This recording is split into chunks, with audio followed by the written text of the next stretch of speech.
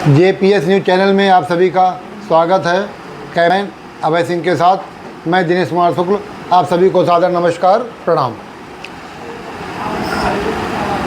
बहुत सी ऐसी घटनाएं घटती हैं जिसमें जो अप्रत्याशित होती हैं। हम लोग वर्तमान समय में उत्तर प्रदेश के मुख्यमंत्री माननीय योगी जी को एक ईमानदार छवि का मुख्यमंत्री मानते हैं और ये भी मानते हैं कि वो गरीब, मजलूम और सत्य बात सुनने वाले हैं। लेकिन अब तो यहाँ से भी विश्वास हटने लगा है। अगर किसी भी विभाग का कोई व्यक्ति अनुशासन में रहेगा तो भ्रष्टाचार का साथ देगा, क्योंकि सारे विभाग भ्रष्टाचार से लिप्त हैं। चाहे स्वास्थ्य विभाग हो, चाहे शिक्षा विभाग हो, चाहे चिकित्सा विभाग हो, चाहे परियोजना विभाग हो, चाहे पुलिस विभाग हो, कोई भी ऐसा विभाग नहीं है जहाँ पे राजस्व विभाग हो जो भ्रष्टाचार मुक्त हो। सभी भ्रष्टाचार युक्त हैं और कड़ी से कड़ी, चपरासी से लेकर और ऊपर तक, मंत्री तक, सबकी कड़ी फिट है, सबकी कीमत फिट है, सबकी व्यवस्था फिट है।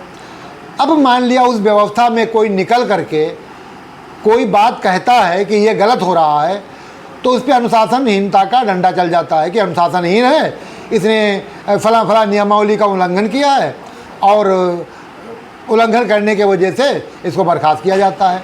ये कहा कहना है भाई, अगर कोई विभागीय अधिकारी या कर्मचारी या छोटा सा चौड़ा कर्मचारी विभाग की किसी कमी को उजागर करता है तो संबंधित बड़े अधिकारियों को उसको सुनना चाहिए, उसकी बात को गंभीरता से लेना चाहिए और जो दोषी उनको पनिशमेंट देना चाहिए और उसको प्रोत्साहित करना चाहिए। लेकिन ऐसा नहीं हो रहा है। इससे ये मतलब होता है कि ऊपर से लेकर के और ऊपर तक, नीचे से लेकर सबसे निचले स्तर से लेकर सबसे ऊपर स्तर तक भ्रष्टाचार व्याप्त है, सबका हिस्सा बंधा हुआ है।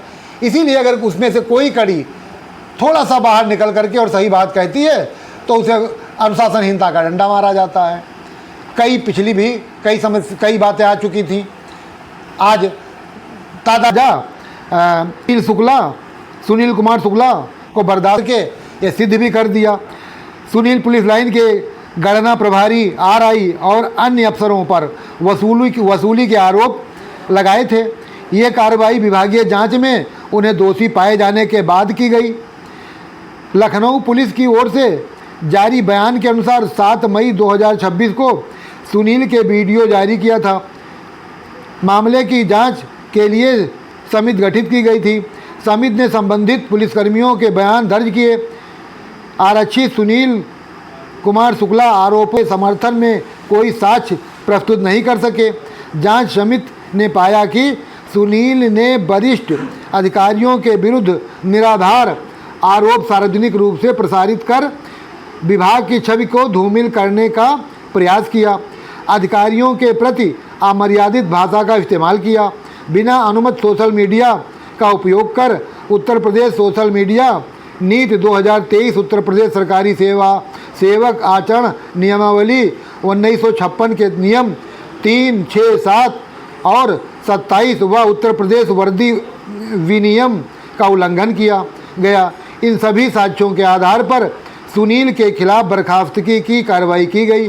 सुनील मूल रूप से अमेठी के गौरीगंज के रहने वाले हैं।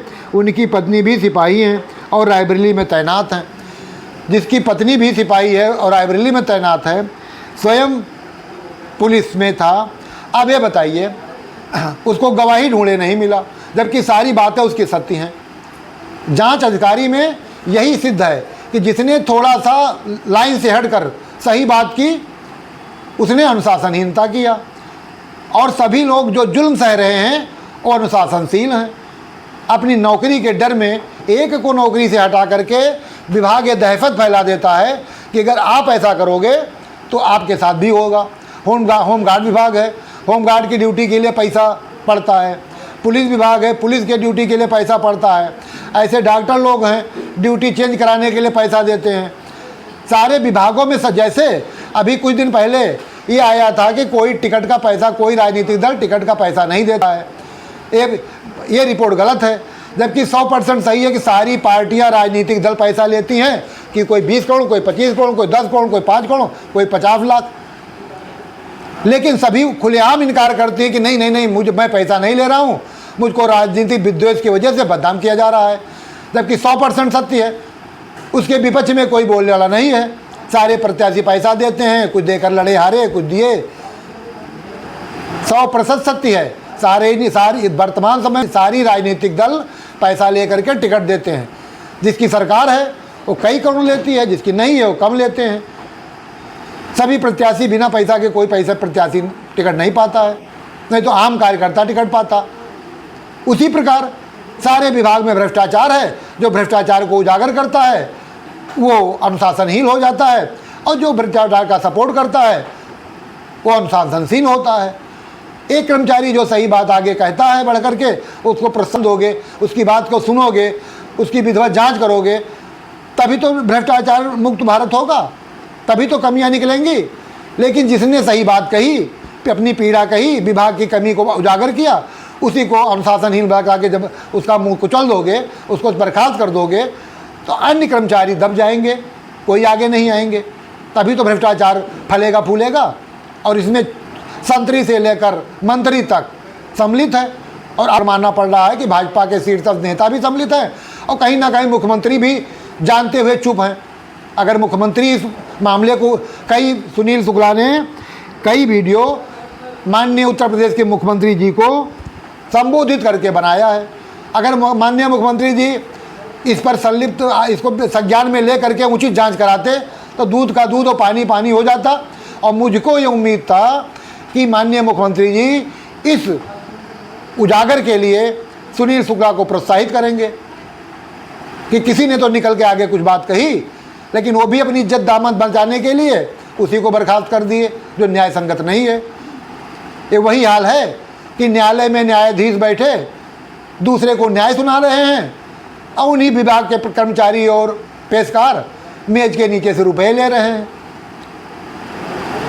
तो सारा विभाग भ्रष्ट है कि कैबिनेट मंत्री जाके पर्ची पर लाइन में लगकर पर्ची कटवाता है, दवाई लेता है, और उसी विभाग में ये ना घोटाले में दवाइयाँ फर्जी पाई जाती हैं, मरीजों का सुना नहीं जाता है, जांच का पर्चे, दवा का पर्चा अलग जाता है, प्राइवेट हॉस्पिटल दवाई करते हैं, दलाल जगह जगह हर मरीज के बेड पर मिलते हैं। थाने में कोई आदमी FIR कराने जाता है, FIR दर्ज नहीं होता है, उसी को प्रताड़ित किया जाता है। मुलजिम से पैसा ले करके FIR जो करता है, जो पीड़ित जाता है उसी को प्रताड़ित किया जाता है। किसी भी थाने के सामने खड़े हो जाइए, जो पीड़ित पक्ष जाएगा उसको भगा दिया जाएगा, और जो मुलजिम है उसका सपोर्ट किया जाएगा। इसी के कारण अपराध बढ़ते हैं। राजस्व में जाइए, अगर आपको अपना खेत न पाना है, आप थाना, सिपाही, लेखपाल का चक्कर लगाते लगाते मर जाओगे। जो अताताई है वो तुम्हारे ज़मीन पर कब्जा कर लेगा। इसीलिए वहाँ पे मारपीट होता है, फौजदारी होता है, मुकदमे बढ़ते हैं। शिक्षा विभाग में जाइए, प्राइमरी स्कूल है, जूनियर स्कूल है, बच्चे हैं 200, टीचर है एक, उसको भी लगा दिया जाता है सर्वे के लिए, कहीं ये सर्वे, कहीं वो सर्वे, कहीं वो सर्वे। फिर कहा जाता है शिक्षा नीति बहुत अच्छी है, उसके मिड डे मील को ठेके पे दे दिया जाता है। फिर कहा जाता है भोजन बढ़िया बनना चाहिए, हर कोटेदार जितना राशन मिलना चाहिए उसमें 1 किलो 2 किलो कम देता है, और कहा जाता है कि सबको राशन मिल रहा है। प्रधानमंत्री आवास योजना, सचिव और प्रधान मिल करके पैसा उसी के खाते में डालते हैं जो उसका 1/4 भाग वापस कर दे या आधा वापस कर दे। लेकिन कहा जाता है कि नहीं, बहुत प्रधानमंत्री डायरेक्ट किसान के खाते में, लाभार्थी के खाते में पैसा भेज रहे हैं।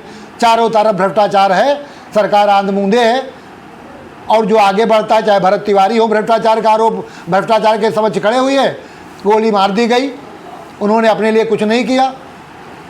आज कुछ चमचे जातिगत नेता कह रहे हैं कि नहीं, उसने वो ब्राह्मण है इसलिए हाईलाइट है, जबकि उसने ब्राह्मण के लिए कुछ किया नहीं, सारे दलितों और दूसरे जातियों के लिए किया। अगर तुम भ्रष्टाचार के खिलाफ आवाज़ उठाओगे, आम जन हो तो मार दिए जाओगे, अधिकारी कर्मचारी हो तो बर्खास्त कर दिए जाओगे, जबकि बच्चा बच्चा जानता है। आदरणीय सरकार के अगुवा माननीय मुख्यमंत्री जी, प्रधानमंत्री जी, बहुत दिन चलेगा नहीं, जनता की बगावत हाय बहुत बड़ी चीज़ होती है। ये छोटे छोटे हाय समुद्र को में जहाज को डुबा देते हैं, चूहा जहाज को डुबा देता है। ये सुनील जैसा शुक्ला जैसे लोग, भरत तिवारी जैसे लोग अगर बगावत करते रहे और इसका निराकरण नहीं होगा तो एक दिन इतना बड़ा तूफान खड़ा होगा कि आप सबके चूल्हे हिला देगा। ये विपक्षी नहीं कुछ कर पाएंगे, विपक्षी आपका कुछ नहीं कर पाएंगे, लेकिन ये जैसे जो छोटे छोटे लोग हैं जो सत्य के साथ लड़ रहे हैं, ये आपके चूल्हे हिला देंगे। और जब आप ज़मीन पे आ जाओगे तो पूछने वाला कोई नहीं होगा। इसलिए आप सबसे अनुरोध है कि अभी समय है, सुनील शुक्ला जैसे ईमानदार आदमी को ज़्यादा प्रताड़ित न करो। भरत तिवारी जैसे ईमानदार आदमी को जो समाज सेवा के लिए हैं, आगे बढ़ते हैं, उनको इनकाउंटर न करो, उनको मत दबाओ, जिससे कुछ सत्यता आपके सामने आते रहे और आप समय समय पर सुधार करते रहो और आपकी सरकार आगे चलती रहे।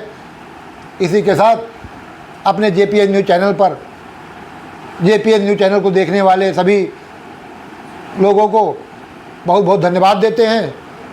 आप सभी को हमारा न्यूज़ चैनल अच्छा लगा तो लाइक करिए, सब्सक्राइब करिए और देखिए, अपने कमेंट में अपने सुझाव दीजिए। आप सभी को पुनः नमस्कार, सादर प्रणाम, धन्यवाद।